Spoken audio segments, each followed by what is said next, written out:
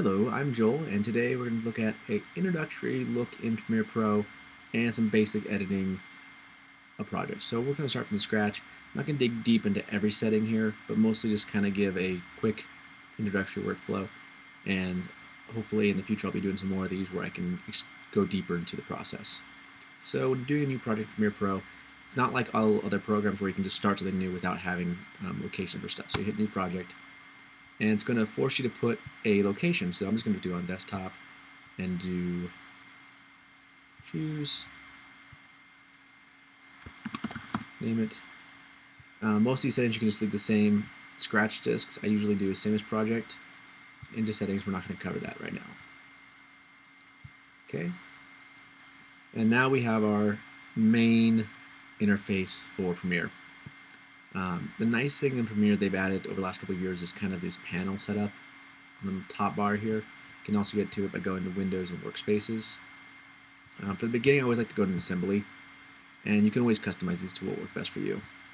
So to get the media in there, you can either do Command, Control I, or right-click and do Import. And that will pull up the Import dialog box. I put some files on my desktop already. First to use,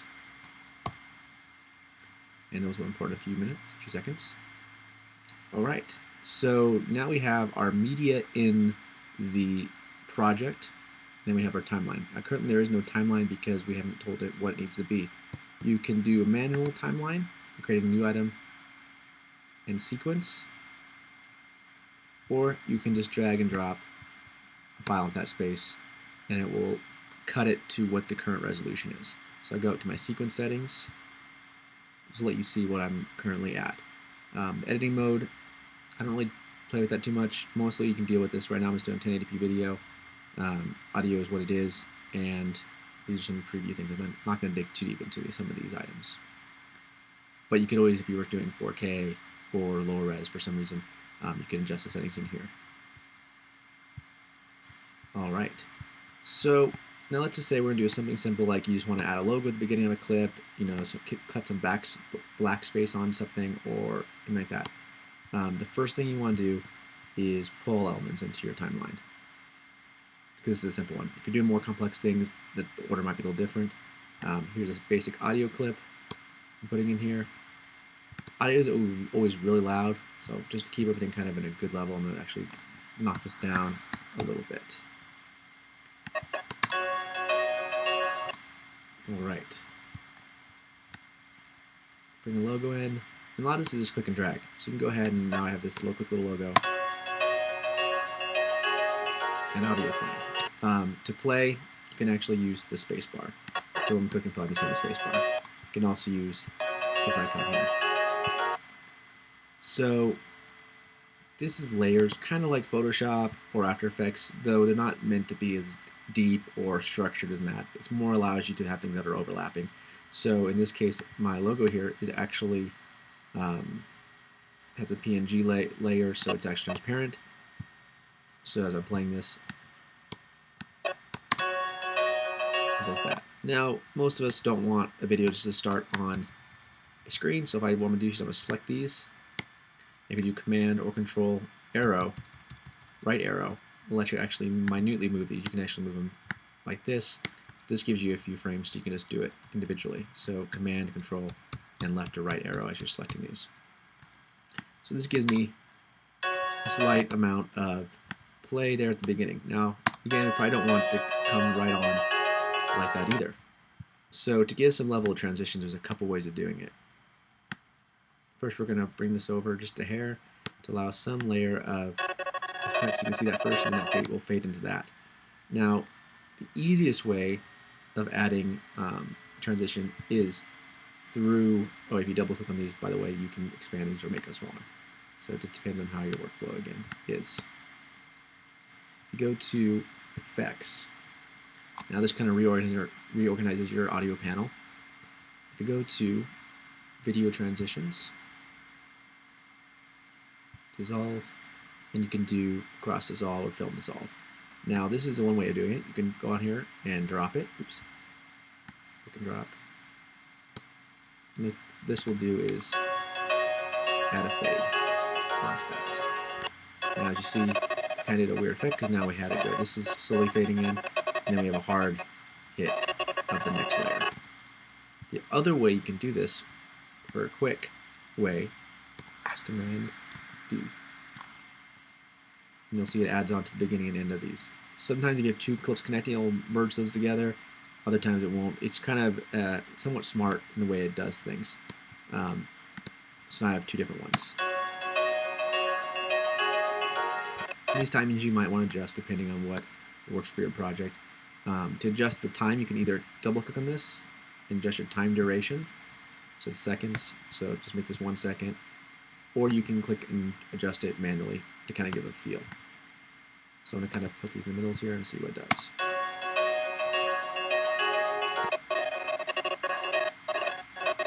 Now obviously this was kind of just a test, so I'd probably do something different with that logo in a way that would make it not be so bright on there, or make it adjusted to kind of make it more contrasty. But this is for the sake of tutorial and learning. Now, I'm going to do here, I'm going to do Control D on this, which actually convert them both to the cross dissolve, but it'll keep it the same length. That way it comes in, and then it will fade out. Now, for audio, to give a little transition to audio, you can go here, and if this isn't pulled out, you can pull it down to allow for the little icon here, which let you add keyframes. So you add a keyframe, go to the beginning, add a keyframe. I'm actually going to push this a little farther past it, so we have, like I said, I like having a little black space at the beginning, and then allow things to fade in, and both audio and visually.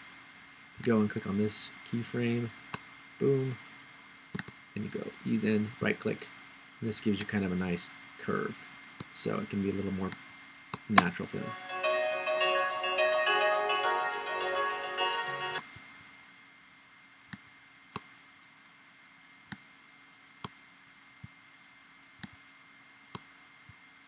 And you could probably add, I don't know if there is a drop. Let's see. There's a drop shadow. So I'm going to go in here. I don't really use this for that kind of this very often, but real quick drop shadow, go in here. Make it a little darker.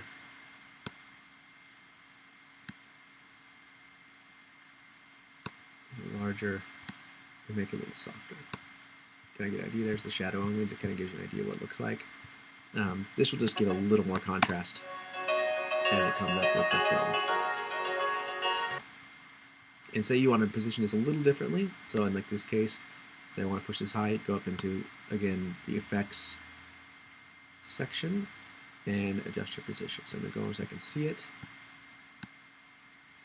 Maybe I'll put it there, maybe I'm going to put it down lower. Like I said, every time is a little different depending on what you need to do in your footage. Like I said, this is kind of just some general footage I had from a project we're working on right now. So I actually really don't like that. So I'm going to leave it just in the middle there. Let that fade out. So I'm going to let my fade outs go a little faster and slower. It's just depending on what kind of feels. A lot of times it's just kind of timing as you watch your own hand if it's too long or too short. Okay? Now, for the sake of this, we're going to make it really short, so a couple extra tools to see. Up here you have some of your different cool tools. The razor, C, cut stuff. So I'm going to say, okay, I want to go to right here, cut that there, hit V for select, and delete those. So just delete all that section behind there. I go here, select this one, do Option or Alt, and select and drag. And a lot of times a lot of tools do a lot of different things with selections. It's always good just to kind of play with them, kind of learn what they do, Command, Alt, Control, sometimes it's Shift even. A lot of the tools that do one thing with one selection with nothing selected do a bunch of different things with different things selected. So in this case, let's do the same thing. I'm just going to bring this over here. Bring that right around there. Bring this audio track just a little past that. And add another keyframe to the audio. You can only add a keyframe when you're selecting it. Bring it to the end there. Drop it down. Now nice little fade out. And you know, with in-time music, you always sometimes you have to take the right beat and that kind of stuff to make it sound good way out. But that's how you fade it out. So now I have an intro logo, a clip, and you could always bring different clips in. So if I wanted to cut this and I wanted to adjust this over and I insert another clip in there, you can do that kind of thing. So this can be any length or combination. Say you want to add another layer or something, you could push these up to higher layers. The other thing you can do is if you go to our project over here, I'm just going to assembly so I can see this full size. Say you want to add some text, but you don't want to go in Photoshop or After Effects. If you go New Item, Title,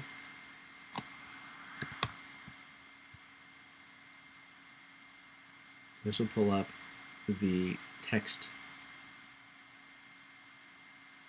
title box. For some reason this is a little slow. I don't know why it is so slow. Both my systems are a little slower than I would think it should be for kind of just being text.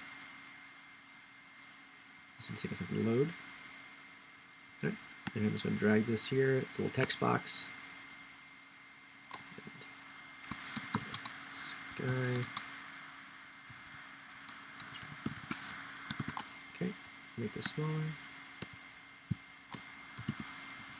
Change the text. And this is kind of your similar if you're used to any type of Photoshop. It's in the same vein of that. Though it's not as quick, I will say. So I'll put this up there. Let's adjust this. This is so you can see how you could do that manually. Say you had a logo and you just want that text and didn't want to have to adjust things in Photoshop, which happens a lot of times. You just want to do things quick and efficient. So I'm going to close that, and now I have this little text thing. So I'm going to put it right here.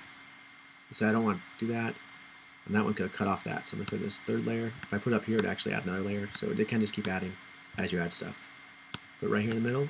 Add this Control D again, so it's crossfade. So this is just for tutorial purposes, not for anything I would usually do. It's going to fade in, fade out. And that text is fully editable. So if I clicked on this again, it's going to pull up that dialog box. And you're able to go in there, adjust it. They have a lot of presets in there. I'm not a huge fan of what they have in there currently. I've never used them beyond that. You can add even shapes. So if there was a color issue, or you're trying to just, like I said, lower thirds for interviews, that's where this one's actually really useful. You can't do super advanced animations like in After Effects. You want really creative ones. But you can go in here and you can grab a shape. You could say that, drop that down, which is Command lower arrow. What it should be, but let's see. Let's see. Range, yeah, it should be send to back. There you go. And the shortcut Twitter. Okay. Change the color.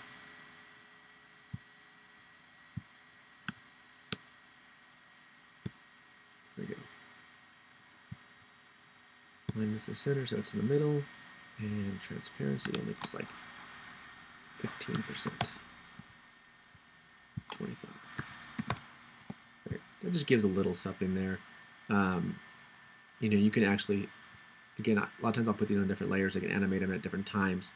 You can do animation inside of this, but I feel like sometimes it's a little clunky. For myself, I'd rather just pull this into an After Effects composition, which you can do if you do right-click, replace this After Effects composition, and then it just creates a live link file.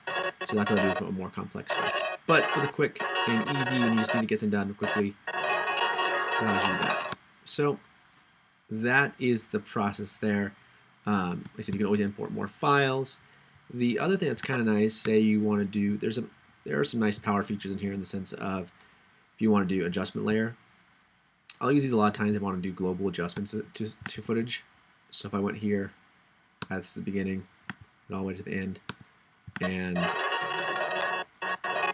select it, and then go to your color panel. So this essentially is Adobe's color adjustment panel. It's very good for quick editing. You can do your temperature adjustments. If you double click, you can even do the auto. Sometimes it does some nice stuff. You can do creative stuff. Some of the presets in here. A lot of times I just dabble with them and just do a teeny bit if I'm trying to do something really fast. So yeah, it's a little faded, the saturation, a hue maybe, and then you have something that looks kind of different. I use Resolve for hardcore editing when it comes to color, but for some quick editing when you need fast workflow and turnaround, this is the way to go. Same thing with audio. If I really want to go deep into it, I'll edit clip and addition. So that's kind of the process there. Now, we completed the project, so save it obviously. To export it, File, Export. So they've updated their dialog box into the newest one. Nothing too major in the changes. Generally, I still render final stuff in H.264. H.265 still became more high-flare. It is much slower in my process in the render because it's compressing the file so much better. It is a better file compression size, but it's just much slower currently, especially on older systems. Generally, I'm on a Mac, but I use QuickTime. And if you go into your codec settings, and you can actually choose like ProRes proxy, or you can use even higher. So if I go to match source, this will bring it to the original resolution. And so if I was generally doing something for YouTube, this is probably what I'd actually do. Is go into the presets. So I'm just going to go to H.264, and there's a ton of presets. Like I said, don't be, there's so much research you can do to take an entire video to cover every type of the settings and for the different formats and what you use them for and what you don't want to use them for. But generally, if I'm just going to export, I would just go into the presets here, go to either Vimeo or YouTube, whatever resolution you're trying to render at, and this does a really good job. It gives you an idea of the file size. You can use, maximum render quality I use on a final project if I'm doing things. Sometimes I'll up the bit rate. Maybe I'll make this a 30 and this is or like a 40 and this is a 30 or something like that, depending on what I feel the thing needs. Render at maximum bit depth is also nice. Audio, usually you can just leave it. Almost all these you can leave. The biggest thing I check is your resolution and what your megabits per second is. Like I said, if you just use one of the presets, they're usually pretty good for most things. And then you can select on the output name, click it, do your location, save it, name it, and hit export. Now, if you are working on other things and you kind of want to continue to work in Premiere because you're doing like a test render or something really quick, you hit Q, and that adds it to the media encoder. In this case, I'm just going to hit export. This will export probably in like 20 seconds, just because it's a pretty easy file to work with. If you're dealing with really, really, really complex renders and you're worried and saying this can take a long time, depending on the footage type you're doing, you can also render things into the, like I said, ProRes proxy formats if that works better for you. Especially if you're rendering for workflows where you want to be able to use those proxies. Like I said, I'll cover some of this stuff in the future topics, hopefully. But that gives you what you're doing. So if I go now to my desktop, I have this little, yep, I'm going to close the original file there. Here it is.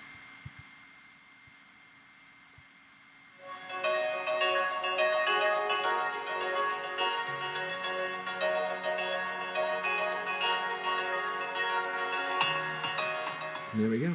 So that gives you an idea kind of how easy that can be. A lot of it comes down to experimentation and learning the little tricks. But like I said, that gives you kind of an introductory workflow there. So Control D or Command D are the options there on Mac or PC to give this kind of quick, add these transitions really quick. Then you can adjust them manually. So and the area 2 is the effects panel under the video transitions is where you can kind of dissolve, where you can add these ones too. So there's different types there. The Morph Cut is probably one you don't want to touch unless you know what that one's for, just because it's for like actually splicing like interview footage together and with someone that their head moving a lot. It works okay. That's kind of a specialty one. But anyway, my name is Joel, and I hope this tutorial was helpful for you today. Have a good one.